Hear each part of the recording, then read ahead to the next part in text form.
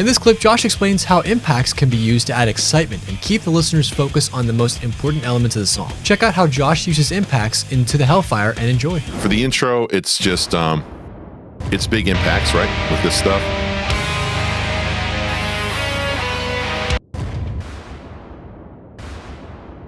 Just to give that weight, ambience and all that stuff.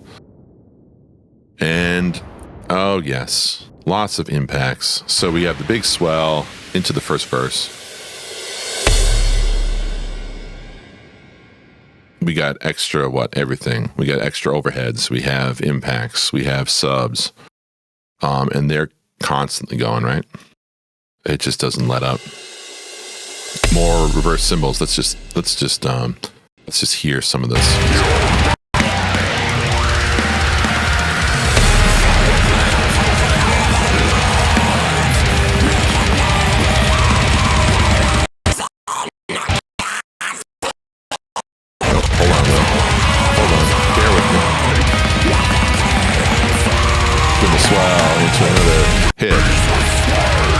Switching up from the blasting. It's kind of a nice halfway point, right? Between blasting. Big swell. Opens up. Well, opens up as much as you do in Lorna Shore. Big open snares. Yeah, it's just, again, creating dynamic moments within something that is so dense. And that's the benefit that you have if you're just mixing the stuff with the stuff that I gave you, because you have prints, you have all of this production stuff.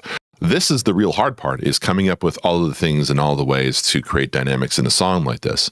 So all of that stuff is being kind of done for you. But hopefully when you watch this, you're getting ideas on how to make your own dynamics in songs and think about ways you can make dynamics in the music that you're working on. And yeah, just think about things in a different fashion outside the box. I remember working with somebody, and I don't want to embarrass them, because this is a guitarist y'all definitely have heard of before.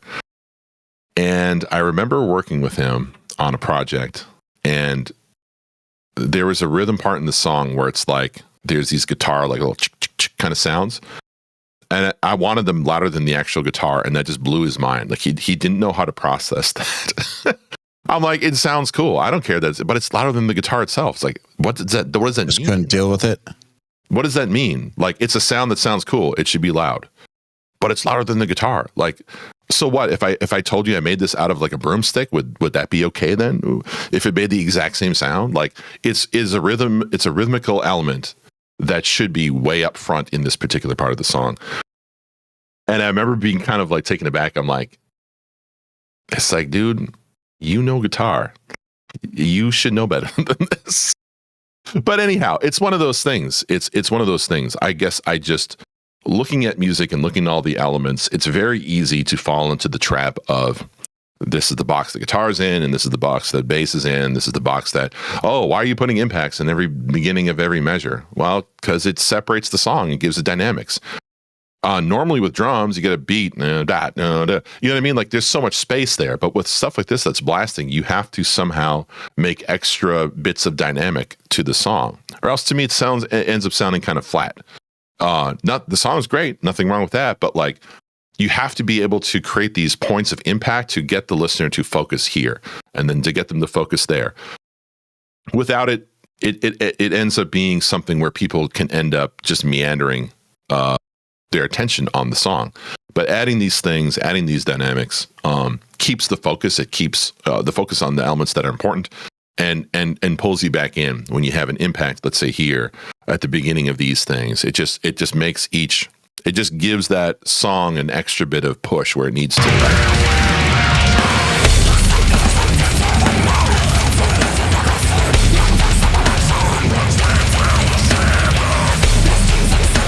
So let's just take him out of there. You know what I mean? Let's leave it on the first one, but take him out of those repeats.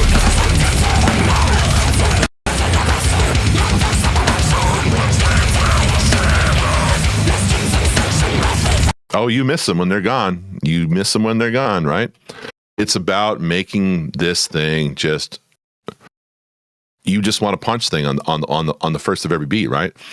And that's what I want. I want it to feel like these are little hooks, right? This is the part that you know, like, oh, in the beginning of the beat, and it comes back again here. Because without it, it can feel very much like this. No matter how you mix it, it's going to feel static that way. So it's a way to just elevate the whole dynamic of the song